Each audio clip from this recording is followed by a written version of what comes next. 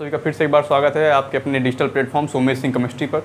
देखिए हम लोगों ने चैप्टर अपना कंप्लीट कर लिया था। देखिए कौन सा चैप्टर था हमारा चैप्टर का नाम है रिप्रोडक्शन इन ऑर्गेनिजम्स।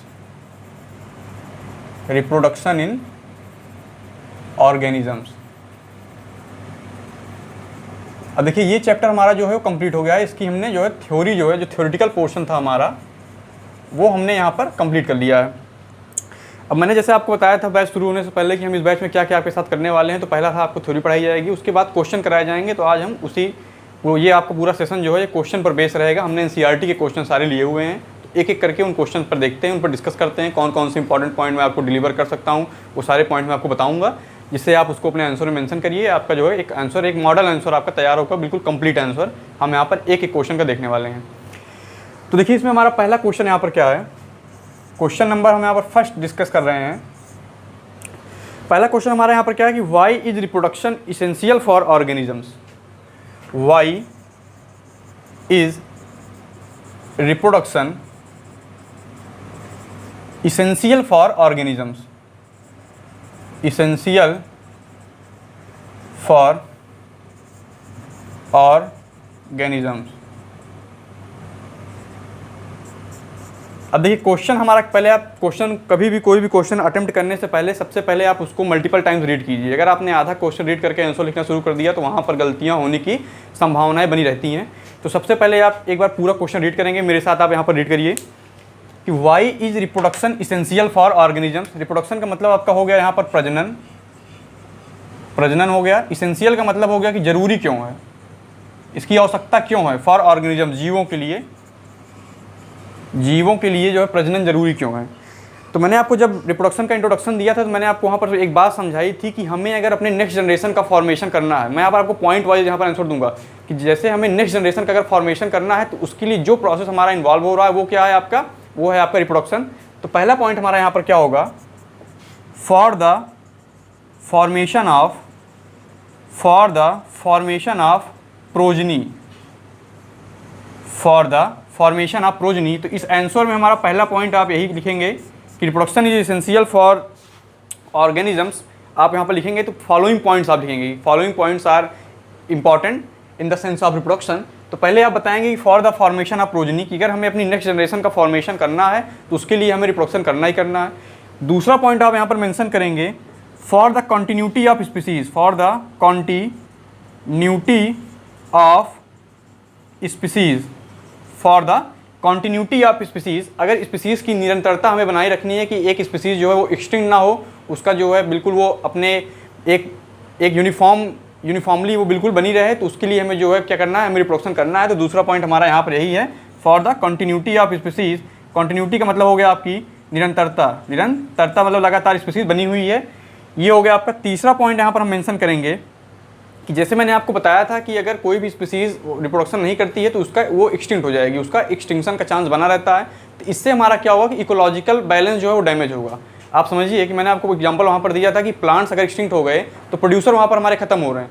तो प्रोड्यूसर के खत्म होने से क्या होगा कि एक पूरा जो आपका इकोलॉजिकल बैलेंस बना हुआ है वो गड़बड़, वो वहाँ पर जो है थोड़ा सा डिफेक्ट आएगा। तो इसका मतलब यहाँ पर हम ले थर्ड पॉइंट यही है हमारा कि for maintaining the ecological balance, ecological balance. और चौथा पॉइंट आप यहाँ पर एडिशनल ऐड कर सकते हैं, pass on the specific jeans. आपके अंदर जो भी जीन्स हैं, आपके अंदर जो स्पेसिफिक जीन्स हैं उनका पास ऑन करना आपके लिए बहुत ही ज़रूरी है आपकी नेक्स्ट जनरेशन में। तो ये सारे पॉइंट्स हमारे किससे थे कि हमारी रिप्रोडक्शन क्यों इसेंशियल है। चारों पॉइंट्स एक बार आप फिर से समझ लीजिए। पहला आपको मैंने यहाँ पर क्या बताया, for the formation of progeny, इसी को हम रिप्रोडक्शन कहते हैं। अगर हमें अपनी जो नेक्स्ट जनरेशन को बनानी है, हमें अपने वंश को जो है अगर बरकरार रखना है तो उसके लिए रिप्रोडक्शन में करना ही करना है। दूसरा पॉइंट यहाँ पर आपका क्या है, फॉर कॉन्टिन्यूटी ऑफ स्पीसीज। अगर आप चाहते हैं कि स्पीसीज की कॉन्टिन्यूटी बनी रहे तो उसके लिए हमें जो है रिप्रोडक्शन का सहारा लेना ही लेना है। तीसरा हमारा क्या है कि for maintaining the ecological balance. अब ये थोड़ा सा आपके लिए ज़रूरी हो जाता है कि इकोलॉजिकल बैलेंस आपको मेंटेन करके रखना है, इकोलॉजिकल बैलेंस आपको मेंटेन करके रखना है। आपको अपने आसपास जो भी, देखिए होता क्या है कि कोई भी सिस्टम होता है अगर वो यूनिफॉर्मली मेंटेन है, तो वहाँ पर प्रोडक्टिविटी मैक्सिमम आती है। अगर आप जिस अगर आप जिस इन्वायरमेंट में रह रहे हैं वहाँ पर कोई भी डिस्टर्बेंस नहीं है तो आप मैक्सिमम परफॉर्म कर सकते हैं, आप मैक्सिमम परफॉर्म कर सकते हैं। एग्जांपल मैं आपको दूं कि आप अगर किसी क्लास में बैठ करके पढ़ाई कर रहे हैं, अगर आप किसी क्लास में बैठ करके पढ़ाई कर रहे हैं, अगर वहाँ पर शोर है, अगर वहाँ पर शोर है तो क्या आपकी कंसंट्रेशन मैक्सिमम होगी? तो वहाँ पर आपकी कंसंट्रेशन बिल्कुल मैक्सिमम नहीं होगी, पढ़ाया कुछ जाएगा, आपको समझ में कुछ आएगा। इसी तरह जो स्पीसीज़ होती हैं, अगर उनके आसपास का इन्वायरमेंट अगर वो यूनिफॉर्म नहीं है, बिल्कुल स्टेबल नहीं है, तो वहाँ पर उनकी प्रोडक्टिविटी पे जो है, उनकी परफॉर्मेंस पे जो है वो डिक्रीजमेंट आता है। ये आपका प्रोसेस था, ये है आपका point number 3 for maintaining the ecological balance. और चौथा क्या है कि आपके अंदर जो भी जीन्स हैं उन्हें आपको नेक्स्ट जनरेशन में पास ऑन करना है। तो ये सारे पॉइंट्स आप मेंशन करेंगे कि हमारे लिए क्यों रिप्रोडक्शन जरूरी है। अब हम लोग बढ़ते हैं अभी नेक्स्ट क्वेश्चन की तरफ। Which is a better mode of reproduction, sexual और एसेक्सुअल, एंड वाई? देखिए चौथा हमारा सेकंड क्वेश्चन, यहाँ पर क्वेश्चन क्या है, which is a better mode of reproduction. Question हमारा यहाँ पर है which is a better mode of reproduction, which is a better mode of reproduction, sexual और एसेक्सुअल, एंड वाई? ये हमारा क्वेश्चन नंबर सेकंड है। सारे क्वेश्चन आपके एनसीईआरटी से लिए गए हैं, सारे क्वेश्चन आपके एनसीईआरटी से लिए गए हैं, क्योंकि हमारा ये पूरा बैच जो है ये एनसीईआरटी बेस्ड है। आपको एक एक चीज़ एनसीईआरटी की ही पढ़ाई जाएंगी, उससे बाहर आपको नहीं बताया जाएगा, क्योंकि चाहे जो भी एग्जाम हो, आपका एकेडमिक हो, कंपटीशन हो, क्वेश्चन यहीं से आते हैं, इसके बाहर आपसे कुछ भी पूछा नहीं जाता। रिसेंट ईयर के पेपर्स आप लोग ले लीजिए, उसको उठा करके एग्जामिन करते रहिए, इंपॉर्टेंट क्वेश्चन को आप मार्क कर लीजिए। तुम लोग आइए अपने क्वेश्चन पे आते हैं कि which is a better mode of reproduction, A sexual और एसेक्सुअल, एंड वाई? अब हमें बताना है कि कौन सा बेहतर है, हमें बताना है कि कौन सा आपका बेहतर है, एसेक्सुअल आपका ज़्यादा अच्छा है या सेक्सुअल आपका ज़्यादा अच्छा है। तो मैंने आपको क्या बताया था कि एसेक्सुअल के केस में देखिए दोनों का हम यहाँ पर एडवांटेज एक बार लिख लेते हैं, एक बार हम दोनों का एडवांटेज यहाँ पर लिख लेते हैं, एडवांटेज ऑफ एसेक्सुअल, इससे आपका रिवीजन भी हो जाएगा। और दूसरी तरफ हम लोग लिख लेते हैं advantage of sexual reproduction, advantage of sexual reproduction, advantage of sexual reproduction. अब देखिए एडवांटेज ऑफ एसेक्सुअल में अगर मैं बात करूं तो ये इसमें टाइम कम लगता है, time taken is less, time taken is less, दोनों तरफ आप लगा लीजिए। उसके बाद मैं आपको आखिरी में बता दूंगा क्यों कौन सा ज़्यादा बेहतर है। वहाँ अगर यहाँ पर बात करें तो टाइम टेकन इज मोर। यहाँ पर क्या बताऊँ तो ये आपका सिंपल है, सिंपल प्रोसेस, ये आपका सिंपल प्रोसेस। वहीं ये प्रोसेस आपका कैसा है, ये आपका कॉम्प्लेक्स प्रोसेस है, कॉम्प्लेक्स प्रोसेस है। Energetically less expensive, energetically less expensive, expensive. और यहाँ पर बात करूँ तो ये it is energetically expensive, energetically expensive. अब एक पॉइंट यहाँ पर मैं लास्ट में मेंशन कर रहा हूँ, वो जो है एसेक्सुअल को सेक्सुअल से ज़्यादा बेहतर बना देगा, वो है यहाँ पर नो वेरिएशन। ये जो आपका पॉइंट है यही आपका की पॉइंट है, variation is absent, variation is absent. ये आप यहाँ पर स्टार मार्क करेंगे दोनों साइड, और यहाँ पर आपका क्या होगा, variation is present, variation is present, दोनों तरफ आप स्टार मार्क करिए। अब यहाँ तक अगर मैं कंपेयर करूँ पॉइंट 1, सेकेंड, थर्ड, 3 पॉइंट अगर मैं कंपेयर करता हूँ शुरुआत के, तो आपको लगेगा कि ए सेक्सुअल सेक्सुअल से ज़्यादा बेहतर है, क्योंकि यहाँ पर क्या है, टाइम भी कम लग रहा है हमें। देखिए हमें टाइम, हमें हमारे जीवन में समय की उपयोगिता बहुत है, हमें समय बचाना ही बचाना होता है हर काम में। अब यहाँ पर टाइम भी कम लग रहा है, प्रोसेस भी सिंपल है, एनर्जी भी कम लग रही है। वहीं दूसरी तरफ देखें, टाइम भी ज़्यादा लग रहा है, प्रोसेस भी कॉम्प्लेक्स है, एनर्जी भी ज़्यादा लग रही है। तो आप कहेंगे सर कि यहाँ पर जो है सेक्सुअल जो है वो एसेक्सुअल से अच्छा नहीं है। अगर आप शुरुआती 3 पॉइंट को देखें तो एसेक्सुअल सेक्सुअल से अच्छा दिख रहा है हमें, एसेक्सुअल आपका सेक्सुअल से ज़्यादा सुपीरियर दिख रहा है। लेकिन लास्ट पॉइंट आप देखिए कि वेरिएशन इज एब्सेंट। यहाँ पर जो स्पीसीज बन रही हैं, जो प्रोजनी आपकी बन रही हैं, वो बिल्कुल आइडेंटिकल है अपने पेरेंट के, वो बिल्कुल अपने पेरेंट के आइडेंटिकल हैं। अब आप सोचिए ये जो पॉइंट है ना, ये वेरिएशन यहाँ पर जो नहीं हो रहा है, जो आपका वेरिएशन एब्सेंट है, यही एक कारण है कि सेक्सुअल आपका ज़्यादा सुपीरियर है। तो इसका आंसर आपका क्या होगा, इसका आंसर यहाँ पर होगा sexual reproduction, sexual reproduction is better than A sexual reproduction, sexual reproduction is better than asexual reproduction due to the presence of variation, and we all know that variation is the basis of evolution. अगर variation नहीं हुआ तो evolution नहीं होगा। अब मैं आपको example से समझाता हूँ। देखिए ये सारे पॉइंट तो आपको पता चल जाने चाहिए कि यहाँ पर क्या क्या सिस्टम है। आपको पूरा मैंने समझा दिया है कि यहाँ पर टाइम वाइम के रिस्पेक्ट में सारी बातें कर ली है। एक पॉइंट आप याद रखिए कि जो वेरिएशन यहाँ पर प्रेजेंट है यही बेहतर बनाता है सेक्सुअल को एसेक्सुअल से। अब आप सोचिए अगर आप ह्यूमंस को देखें तो हमारी जो शुरुआत हुई थी वो चिंपांजी के आसपास से शुरुआत हुई थी। हम एप लाइक थे, 4 पैरों से चलते थे।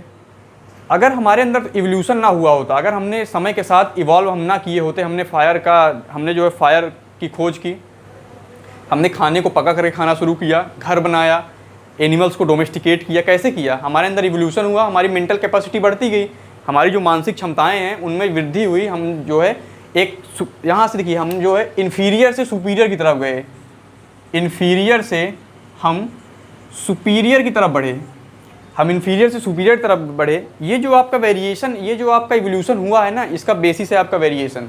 इसका बेसिस क्या है? आपका वेरिएशन। यही वो वेरिएशन है जिसके कारण हम यहाँ तक पहुँच पाए हैं और आज हमने जो टेक्नोलॉजी बना दी, अपने सुख सुविधा के लिए। हमने बहुत सारी चीज़ों को निजात किया। यहाँ पर हम जो है एक बेहतर दुनिया आप देखने को यहाँ पर मिल रही है आपको। ये किस लिए हो रहा है? क्योंकि हमारी मेंटल कैपेसिटी बढ़ी है। क्यों बढ़ी है? क्योंकि हमारे अंदर सेक्सुअल रिप्रोडक्शन होता है, उससे वेरिएशन आया, बहुत सारे वेरिएशन एक्यूमुलेट होते हैं तो इवोल्यूशन होता है, बहुत सारे वेरिएशन एक्यूमुलेट होते हैं तो इवोल्यूशन होता है। ये था हमारा, इसलिए जो है आपका सेक्सुअल जो है वो एसेक्सुअल से बेहतर रिप्रोडक्शन है।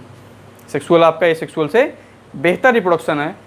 अब देखिए थर्ड क्वेश्चन हमारा यहाँ पर क्या है कि why is the offsprings formed by asexual reproduction referred to as clone. हमारा नेक्स्ट क्वेश्चन क्या है? नेक्स्ट क्वेश्चन हम लोग यहाँ पर डिस्कस कर रहे हैं why is offsprings. Next question हमारा ये है कि व्हाई इज, क्वेश्चन थर्ड यहाँ पर ले रहे हैं हम, why is offsprings formed bye asexual reproduction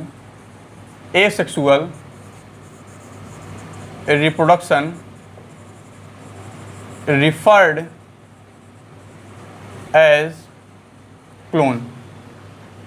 question फिर से आप लोग रीड करेंगे। यहाँ पर मैंने आपको बताया कि मल्टीपल टाइम्स क्वेश्चन रीड करिए। तो यहाँ पर क्या हमसे पूछा जा रहा है कि जो ऑफस्प्रिंग्स बन रही हैं एसेक्सुअल रिप्रोडक्शन से, उन्हें हम क्लोन क्यों कहते हैं? क्लोन का मतलब होता है बिल्कुल exact copy of parent, exact copy of parents. इसमें आप आंसर देंगे, इसमें आप क्या आंसर देंगे? In asexual reproduction, where in asexual reproduction there is no formation of gametes, that's why fertilization is absent, that's why fertilization is absent and no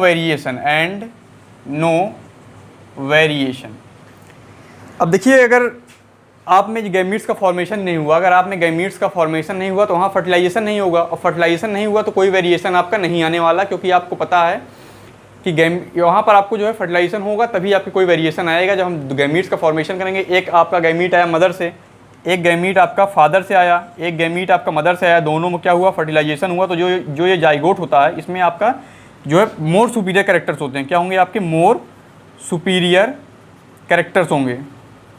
तो ये सारा प्रोसेस एसेक्सुअल में होता ही नहीं है, ये सारा प्रोसेस आपका एसेक्सुअल में होता ही नहीं है। सिंपली आपका क्या होता है कि एक आपकी पेरेंट बॉडी होती है, वो डिवाइड करके 2 डॉटर सेल बना देगी, 2 डॉटर सेल का फॉर्मेशन कर देगी, और ये दोनों डॉटर सेल बिल्कुल आइडेंटिकल होंगे किसके? पेरेंट से। इसीलिए हम यहाँ पर कहते हैं कि एसेक्सुअल रिप्रोडक्शन में जो ऑफस्प्रिंग्स बन रही हैं वो कैसी हैं? क्लोन है। क्लोन क्यों है? क्योंकि यहाँ पर गैमेटोजेनेसिस नहीं होता, गैमीट्स का फॉर्मेशन नहीं होता, कोई फर्टिलाइजेशन नहीं है, कोई वेरिएशन नहीं है।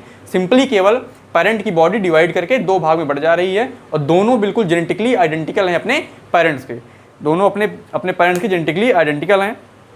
अब हम लोग बढ़ते हैं अपने नेक्स्ट क्वेश्चन की तरफ। Question number 4। ये सारे बहुत बेसिक क्वेश्चन हैं आपके, बहुत ही बेसिक क्वेश्चन है, पर हैं कॉन्सेप्चुअल, आपको जो है थोड़ा सोच समझ कर इसका आंसर देना होगा। यहीं से आपकी समझ जो है वो बनती है, इन्हीं क्वेश्चन से आपकी समझ बनती है। हमारा नेक्स्ट क्वेश्चन क्या है कि offsprings form due to sexual reproduction have better chances of survival. ये क्वेश्चन हमारा क्या है, offsprings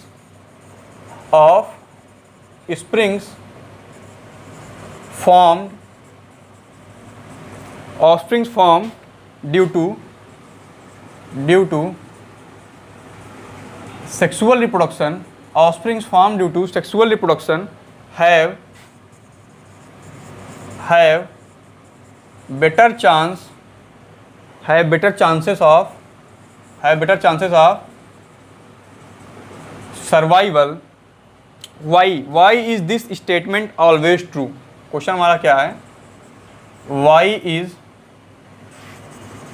this statement always true? Why is this statement always true?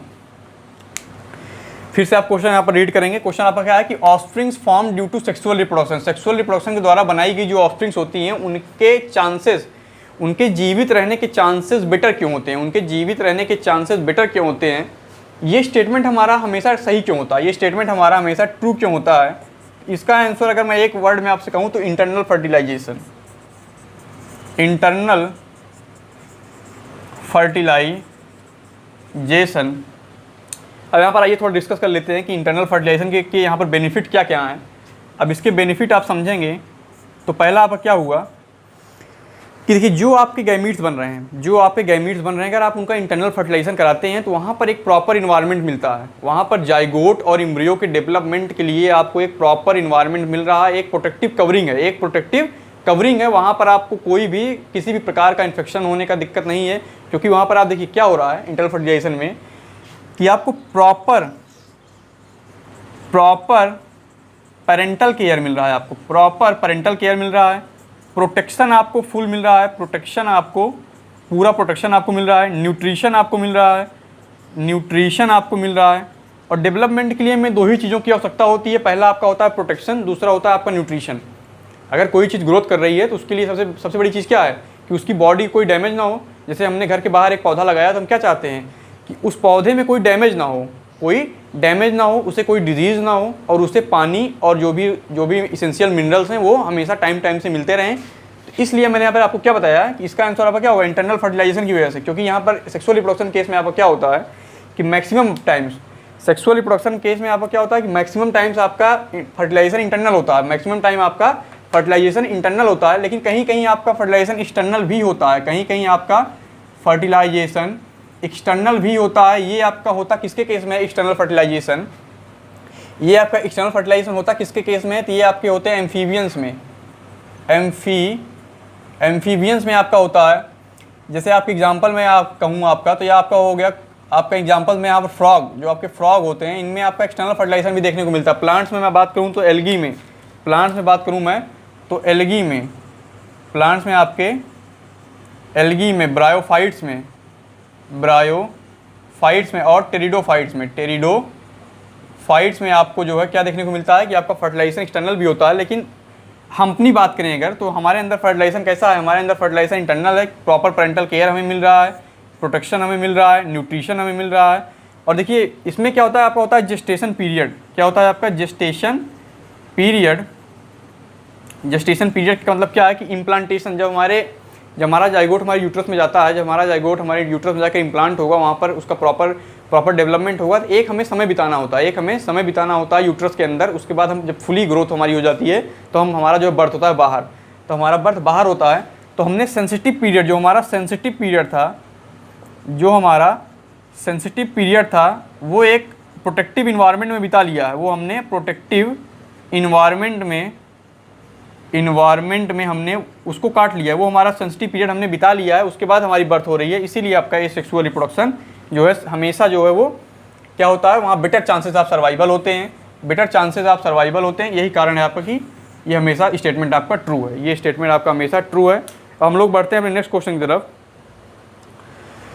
How does the progeny formed from asexual reproduction differ from those formed by sexual reproduction. देखिए अब यहाँ पर हमारा question क्या पूछा जा रहा है कि हाउ डज, क्वेश्चन हमारा क्या है यहाँ पर, क्वेश्चन हमारा यहाँ पर how does progeny, how does progeny formed from asexual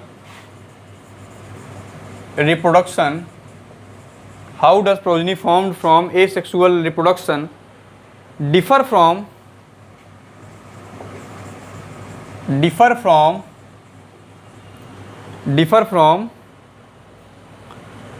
those formed by sexual reproduction, differ from those formed by sexual reproduction, those formed by sexual reproduction। आप लोग क्वेश्चन यहाँ पर रीड करेंगे कि how does progeny formed by A sexual reproduction differ from those formed by sexual reproduction. Question हमसे ये पूछा जा रहा है कि जो प्रोजेनी आपकी ए सेक्सुअल रिप्रोडक्शन से बनती है और जो प्रोजेनी आपकी सेक्सुअल रिप्रोडक्शन से बनती है, दोनों में डिफरेंस क्या है, दोनों में डिफरेंस क्या है। अब डिफरेंस करने के लिए देखिए आप यहाँ पर एक बीच में एक ऐसे मार्क कर लेंगे, लाइन बना लेंगे। यहाँ पर आप लिखिए एक तरफ ए सेक्सुअल रिप्रोडक्शन, ए सेक्सुअल रिप्रोडक्शन, यहाँ पर आप लिखेंगे sexual reproduction, sexual reproduction. Point wise मैं बात करूँ, पॉइंट वाइज अगर हम बात करें तो यहाँ पर क्या होती है कि progeny is clone of parent, progeny is clone of parent. इस तरफ मैं बात करूं तो progeny is not a clone of parent. पहला पॉइंट आपका ये हो गया। Genetic composition of parent and progeny is same, genetic composition of parent and progeny same. या इस तरफ आप बात करेंगे तो genetic composition, genetically parent and progeny have some difference.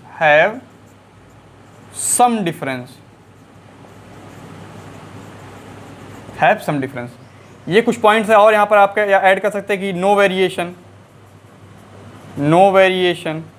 यहाँ पर आप कहेंगे वेरिएशन इज प्रेजेंट, यहाँ पर आप कहेंगे वेरिएशन प्रेजेंट। और पॉइंट अगर मैं यहाँ पर बात करूँ तो आप यहाँ पर ये कह सकते हैं, देखिए ए सेक्सुअल के केस में आपका क्या होता है, यहाँ पर आपका वेरिएशन, नो वेरिएशन किस में होगा, आपका ए सेक्सुअल केस में कोई वेरिएशन नहीं है, सेक्सुअल के केस में आपका वेरिएशन है। Chances of survival is more, यहाँ पर आप एक मेंशन करिए कि chances of survival is less, किसमें, ए सेक्सुअल में। ए सेक्सुअल में क्या है आपका, चांसेस कम है सर्वाइवल का, और वहीं मैं सेक्सुअल की बात करूं तो chances of survival is more. तो ये कुछ पॉइंट्स है आपके जो डिफर कर रहे हैं प्रोजेनी में, ए सेक्सुअल और सेक्सुअल रिप्रोडक्शन में। अब आप देखिए हमारा नेक्स्ट क्वेश्चन यहाँ पर क्या है, क्वेश्चन नंबर 6 पे हम बात कर रहे हैं। हमारा नेक्स्ट क्वेश्चन यहाँ पर क्या है कि distinguish between asexual and sexual reproduction, why is vegetative reproduction also considered as a type of asexual reproduction. Question number 6 पे हम लोग आते हैं। देखिए इन क्वेश्चन कराने का एक बेसिक मोटिव ये है कि आपका चैप्टर भी साथ के साथ रिवाइज होता चला जा रहा है, क्योंकि इन्हीं सारे क्वेश्चन के आसपास ही पूरा कॉन्सेप्ट आपका है। तो हमारा नेक्स्ट क्वेश्चन क्या है, distinguish between asexual and sexual reproduction. Question आपका क्या है, distinguish between asexual and sexual reproduction, distinguish between asexual and sexual reproduction, why is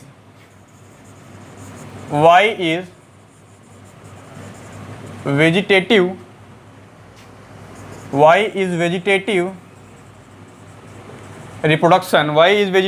reproduction also considered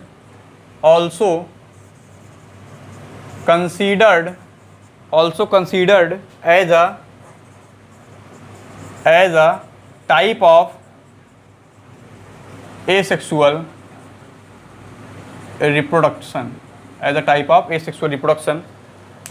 question हम लोग यहाँ पर रीड करेंगे कि distinguish between asexual and sexual reproduction, हमें दोनों में डिफरेंस बताना है और क्या बताना है कि why is vegetative reproduction also considered as a type of sexual reproduction. तो हम लोग पहला क्वेश्चन, इस क्वेश्चन में 2 पार्ट हैं, इस क्वेश्चन में आपके 2 पार्ट हैं। तो हम लोग पहला पार्ट डिस्कस कर रहे हैं कि डिफरेंस क्या क्या है। तो एक तरफ आप लिखिए सेक्सुअल, आप एक तरफ लिखेंगे ए सेक्सुअल, दूसरी तरफ आप लिखेंगे सेक्सुअल, सेक्सुअल रिप्रोडक्शन, और इस साइड में आप लिखेंगे ए सेक्सुअल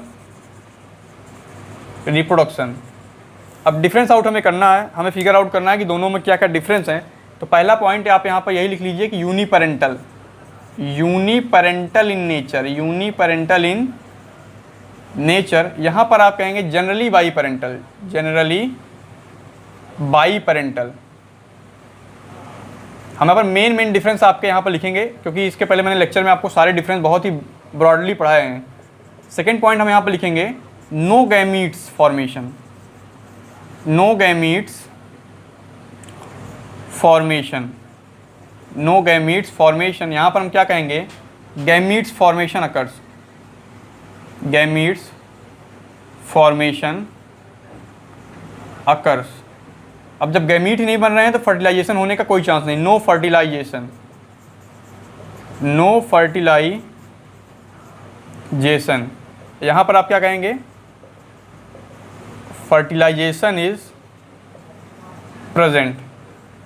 अब फर्टिलाइजेशन ही नहीं हुआ तो कोई भी आपको यहाँ पर वेरिएशन देखने को नहीं मिलेगा, नो वेरिएशन, नो वेरिएशन। यहाँ पर आप क्या कहेंगे, variation is present, variation is present. इस तरफ आप फिर से अगर मैं सेल डिवीजन की बात करूँ तो only mitosis is present, only mitosis is present.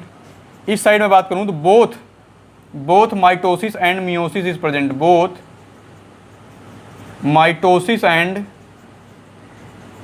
Meiosis is present, both mitosis and meiosis is present. और यहाँ पर अगर मैं पॉइंट्स की बात करूँ तो it is a simple process, it is a simple process. और ये प्रोसेस आपका कैसा है, कॉम्प्लेक्स प्रोसेस, ये है आपका कॉम्प्लेक्स प्रोसेस। तो इतने पॉइंट्स मैं समझता हूँ कि आपके लिए जो है सफिशिएंट है। और भी अगर आप ऐड करना था पहले आप एग्जांपल ऐड कर लीजिए। एग्जांपल में आप यहाँ पर क्या ऐड करेंगे कि फिजन, फिजन आपका हो गया, बडिंग हो गया, फिजन, बडिंग, फ्रेगमेंटेशन, फ्रेगमेंटेशन। और यहाँ पर अगर आप ऐड करें तो हम एग्जांपल में ह्यूमंस की बात कर सकते हैं, क्योंकि हमें आसानी से समझ में आता है। यहाँ पर एग्जांपल में आप ह्यूमंस ऐड कर सकते हैं। तो ये था आपका पहला पार्ट, किसमें ए सेक्सुअल और सेक्सुअल में क्या आपका डिफरेंस है वो मैंने यहाँ पर फिगर आउट कर दिया है। लेक्चर में आप जाएंगे वहाँ पर और भी आपको बहुत सारे पॉइंट्स वहाँ पर मैंने आपको बताए हैं। तो ये बार बार क्वेश्चन वही रिपीट हो रहा है आपका। अब हम सेकंड क्वेश्चन में इसमें चलते हैं कि why is vegetative reproduction also considered as type of asexual reproduction. अब देखिए मैंने आपको वेजिटेटिव रिप्रोडक्शन में क्या बताया था कि रूट, स्टेम और लीव्स में, रूट, स्टेम और लीव्स में कुछ वेजिटेटिव स्ट्रक्चर्स बनते हैं, कुछ वेजिटेटिव स्ट्रक्चर्स बनते हैं जिनसे जो है नए प्लांट का फॉर्मेशन हो जाता है, जिनसे जो है नए प्लांट का फॉर्मेशन हो जाता है। मैंने आपको क्या बताया कि जहाँ पर भी गैमीट्स का फॉर्मेशन नहीं हो रहा है वहाँ पर सेक्सुअल रिप्रोडक्शन नहीं होगा। सेक्सुअल रिप्रोडक्शन आप वहीं कंसीडर करेंगे जहाँ पर गैमीट का फॉर्मेशन होगा। तो सेकंड वाले क्वेश्चन में आप लिखेंगे कि there is no formation of gametes in vegetative propagation, only the vegetative parts formed is responsible for the formation of new plant, is that's why it is considered as asexual reproduction. अब आप देखिए मैं आपको example में अगर समझाऊं तो मैंने आपको ब्रायोफिल्लम का एग्जांपल दिया था, मैंने आपको ब्रायोफिल्लम का एग्जांपल दिया था। वहाँ आपका क्या बन रहे थे, लीफ बड बन रहे थे, वहाँ पर आपके लीफ बड बन रहे थे। और मैंने आपको क्या बताया था, और मैंने आपको शक्कर का एग्जांपल दिया था। शक्कर का जब मैंने आपको वहाँ पर एग्जांपल दिया था तो वहाँ मैंने आपको बनाना बताया था, बनाना। लेक्चर में आप जाएंगे वहाँ पर आपको मिलेगा। तो उस केस में क्या होता था, उस केस में आपका क्या होता था कि ये मान लीजिए ये आपका है सॉइल सरफेस, ये आपका सॉइल सरफेस है, ये आपकी यहाँ पर मेन स्टेम थी, ये आपकी मेन स्टेम थी। बनाना की हम यहाँ पर बात कर रहे हैं, केले की बात कर रहे हैं। तो ये आपका एक प्लांट होता है केले का, हम यहाँ पर बना लेते हैं। फिर से मैं आपको समझा रहा हूँ, समझिए। ये हो गया आपका केले का एक पेड़। अब जो आपका थोड़ा सा अंडरग्राउंड स्टेम होता है केले के पेड़ में, जो आपका अंडरग्राउंड स्टेम होता है, ये क्या करता है कि सॉइल के नीचे, इस सरफेस के नीचे, सॉइल सरफेस के नीचे, सॉइल सरफेस के अंडर ही थोड़ा सा क्या करेगा, ग्रोथ करेगा, थोड़ा सा आपका ग्रो करेगा। ये आपका देखिए साइड में हॉरिजॉन्टल डायरेक्शन में, आपका हॉरिजॉन्टल डायरेक्शन में ग्रो करेगा और बाहर निकल करके एक पूरे प्लांट का फॉर्मेशन कर देगा। बाहर निकल करके आपके एक पूरे प्लांट का फॉर्मेशन कर देगा। अब इस पूरे प्रोसेस में आप मुझे एक चीज़ बताइए, इस पूरे प्रोसेस में आपको कहीं पर भी गैमीट्स का फॉर्मेशन होते हुए दिख रहा है? इस पूरे प्रोसेस में आपको कहीं पर भी गैमीट्स का फॉर्मेशन होते हुए दिख रहा है?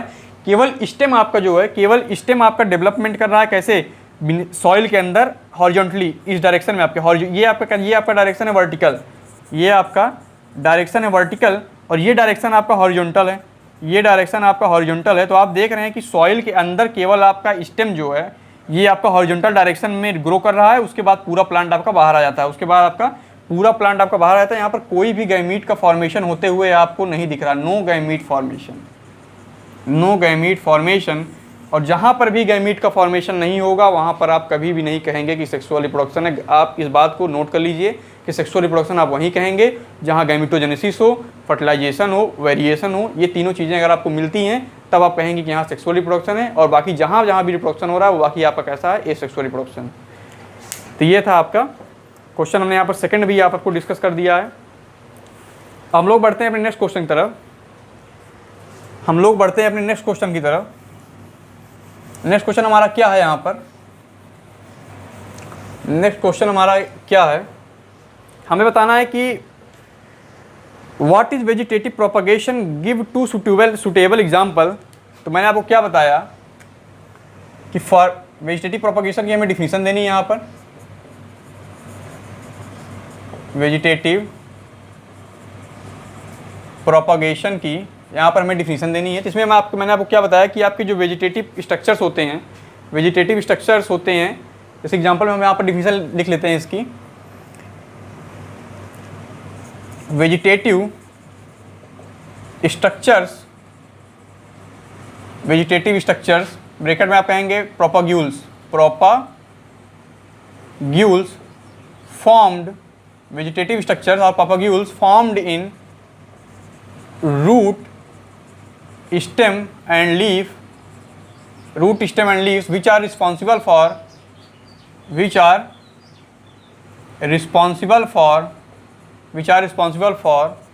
the formation of new plant, this process is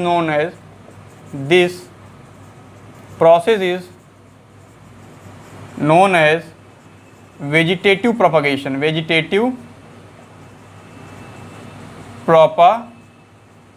दो एग्जांपल की अगर मैं बात करूँ, एग्जांपल मैंने आपके यहाँ पर दो अगर मैं बात करूँ तो हमने यहाँ पर अभी सकर डिस्कस किया था, उसको मैं यहाँ पर मेंशन नहीं करूँगा, हम नया एग्जांपल लेंगे। तो पहला आप लिख लीजिए ट्यूबर किस में पाया जाता है? सोलेनम ट्यूबरोसम पोटैटो में, सोलेनम ट्यूबरोसम पोटैटो में आपका पोटैटो में पाया जाता है, पहला एग्जांपल आपका। और दूसरा अगर यहाँ पर एग्जांपल मैं और ले लूँ तो आप ले लीजिए लीफ बड इन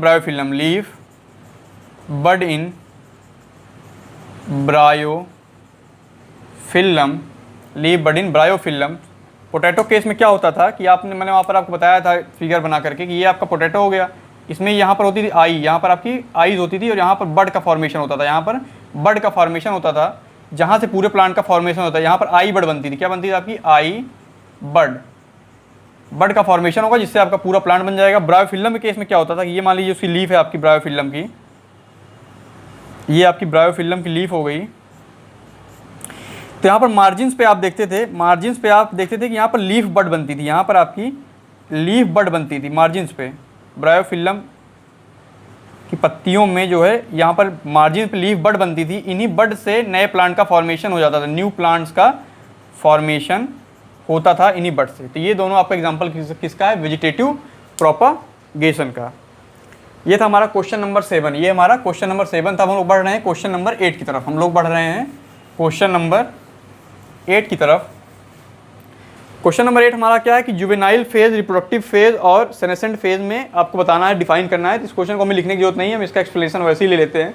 देखिए जुवेनाइल फेज को हम कहते हैं कि आपका प्री रिप्रोडक्टिव फेज है, मतलब रिप्रोडक्शन होने के पहले का जो पूरा फेज होता है आपका, जिसे वेजिटेटिव फेज भी कहते हैं। इसमें बॉडी मैक्सिमम ग्रोथ करती है, आपके सारे रिप्रोडक्टिव ऑर्गन्स का डेवलपमेंट होता है।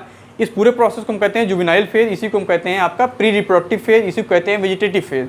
इसके बाद सेकंड आपका क्या है, रिप्रोडक्टिव फेज। ये वो फेज है जब हम रिप्रोडक्शन एक्चुअल में रिप्रोडक्शन परफॉर्म करते हैं, उस फेज को हम कहते हैं रिप्रोडक्टिव फेज। और तीसरा आपका है senescent phase.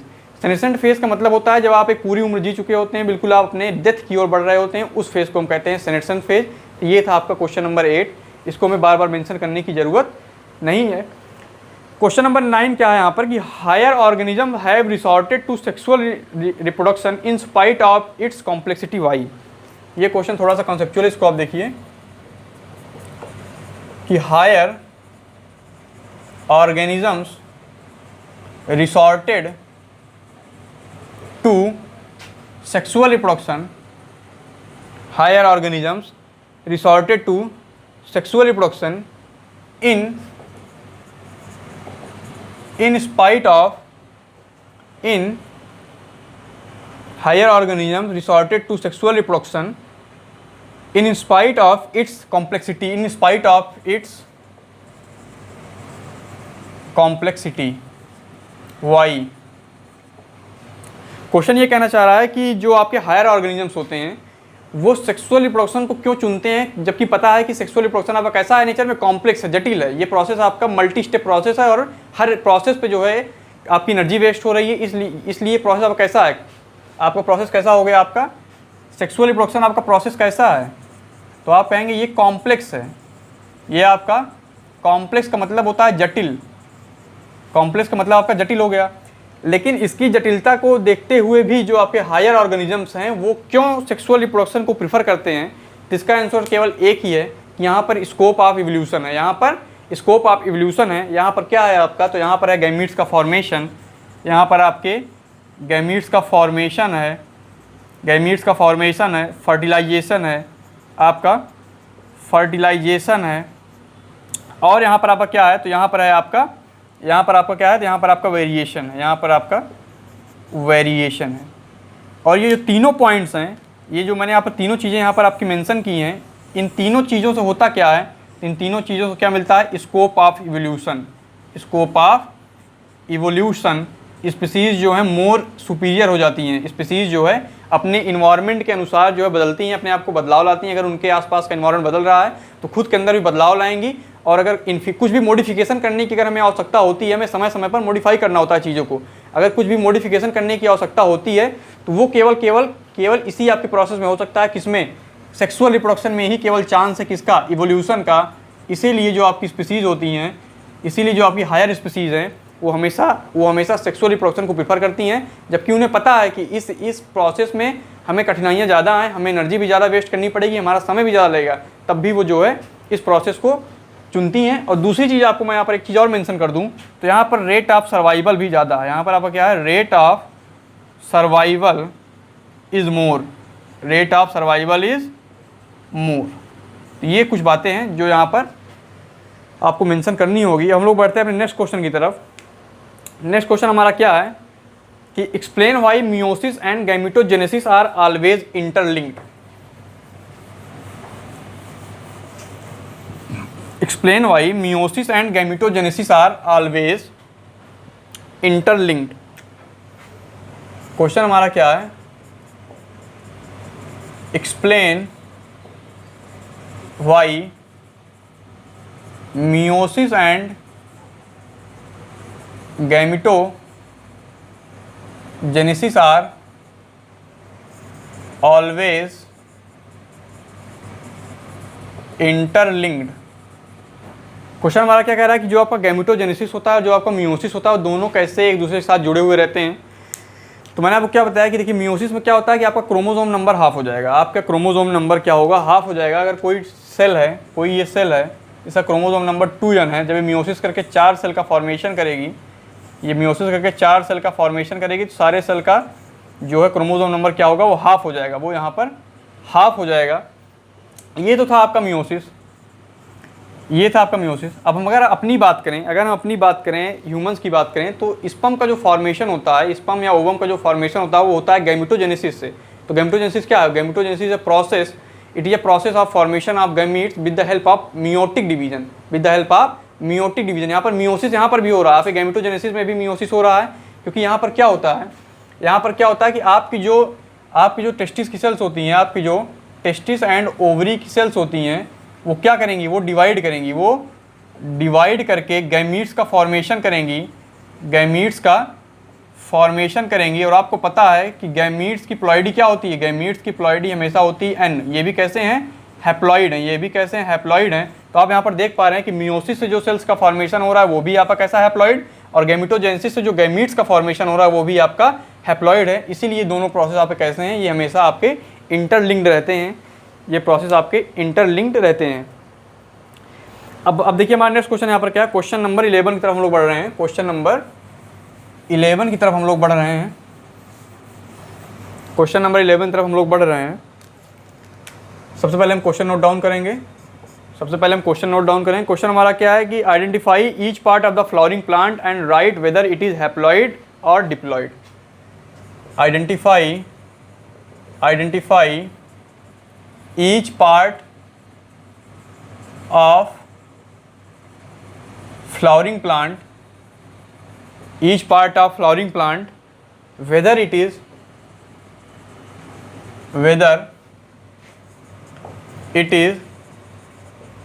haploid or diploid, whether it is haploid or diploid। अब देखिए यहाँ पर कौन कौन से पार्ट हैं। पहला आपका ओवरी है, पहला ओवरी आपका है। सेकेंड पार्ट है आपका, सेकेंड पार्ट आपका यहाँ पर है एंथर, सेकेंड पार्ट आपका एंथर है। थर्ड पार्ट है आपका यहाँ पर एग, थर्ड पार्ट आपका एग है। चौथा पार्ट है आपका यहाँ पर पॉलन, चौथा पार्ट आपका यहाँ पर पॉलन है। पांचवा पार्ट है आपका मेल गैमीट्स, पांचवा आपका बताना है मेल गैमीट्स, पांचवा आपका मेल गैमीट्स है। और छठा आपका क्या है, छठा आपका जाइगोट है, छठा आपका जाइगोट है। सबसे पहले शुरुआत नीचे से करते हैं। जाइगोट आपका कैसा है, तो जाइगोट आपका डिप्लॉइड है, जाइगोट आपका डिप्लॉइड। मेल गैमीट्स आपके कैसे हैं, हैप्लॉइड हैं। पॉलेंस आपके डिप्लॉइड हैं, पॉलेंस आपके डिप्लॉइड हैं। एग आपका कैसा है, एग आपका हैप्लॉइड है। एंथर आपका डिप्लॉइड है और ओवरी भी आपकी डिप्लॉइड है, ओवरी भी आपकी डिप्लॉइड। ये आपकी प्लॉइडी है, ये आपकी प्लॉइडी है। आपको ये क्वेश्चन आपका यहाँ पर कंप्लीट होता है। हम लोग बढ़ते हैं नेक्स्ट क्वेश्चन की तरफ। नेक्स्ट क्वेश्चन हमारा क्या है, defined external fertilization, mention it disadvantage. ये सारे क्वेश्चन मैं आपको करवा चुका हूँ। Differentiate between zoospore and zygote, ये भी क्वेश्चन मैं आपको करवा चुका हूँ लेक्चर के दौरान। Differentiate between gametogenesis and embryogenesis. देखिए गैमेटोजेनेसिस जो आपका प्रोसेस है, इसमें क्या होता है कि हम गैमीट्स का फॉर्मेशन करते हैं डिवीजन के थ्रू। और एम्ब्रियोजेनेसिस आपका प्रोसेस क्या होता है कि यहाँ पर क्या होता है कि आपके जाइगोट का डेवलपमेंट होता है, एम्ब्रियो बनने तक का जो पूरा डेवलपमेंट है उसको हम लोग बोलते हैं एम्ब्रियोजेनेसिस। तो देखिए ये सारे कुछ क्वेश्चन है आपके जो यहाँ पर एनसीईआरटी में मेंशन थे, इन सारे क्वेश्चन को हमने डिस्कस कर लिया है। जो क्वेश्चन में से बच जा रहे हैं उनको हम लोग जो है आगे आने वाले सेशन में डिस्कस करेंगे। इसके बाद जो मैं आपका चैप्टर स्टार्ट करूँगा, इसके बाद हम लोग जो चैप्टर स्टार्ट करेंगे वो है आपका यूनिट फर्स्ट का सेकेंड चैप्टर, यूनिट फर्स्ट का सेकेंड चैप्टर, यूनिट फर्स्ट का सेकेंड चैप्टर, जिसे हम कहेंगे सेक्सुअल रिप्रोडक्शन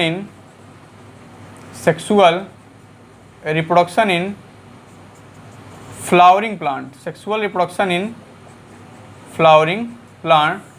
तो ये चैप्टर हम लोग जो है नेक्स्ट सेशन में स्टार्ट करेंगे आपका sexual reproduction in flowering plant. ये आपका चैप्टर सेकंड है। तब तक लोग जो आपको पढ़ाया गया उसको रिवाइज करते रहिए, चैनल साथ में रहिए।